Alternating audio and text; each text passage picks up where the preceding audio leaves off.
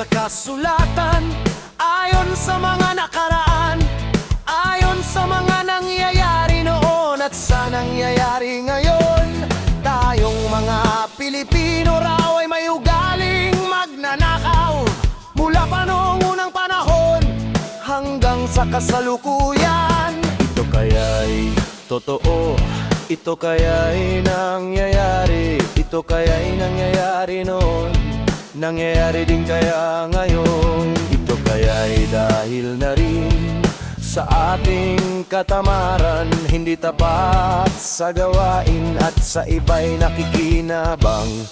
Tingnan mo ang iyong sarili, suriin mo ang iyong ginagawa. Ikaw ba'y isang magnanakaw at taong mapagsamantala?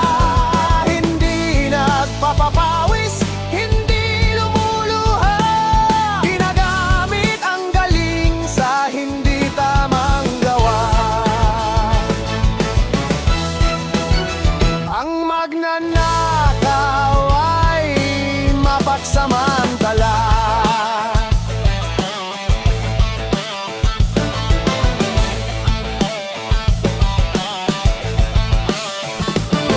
Madaling magkunwari, madaling makilala, balat kayong ginagamit ka hindi sa pirata.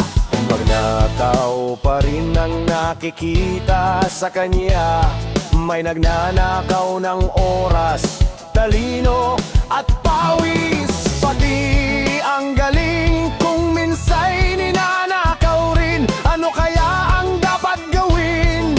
Ngayong alam na natin, dahil na rin ba sa katamaran, hahayaan na lang ba natin?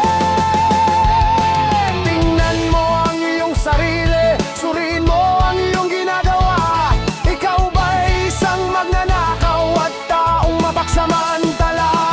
Hindi nagpapapawis, hindi lumuluha,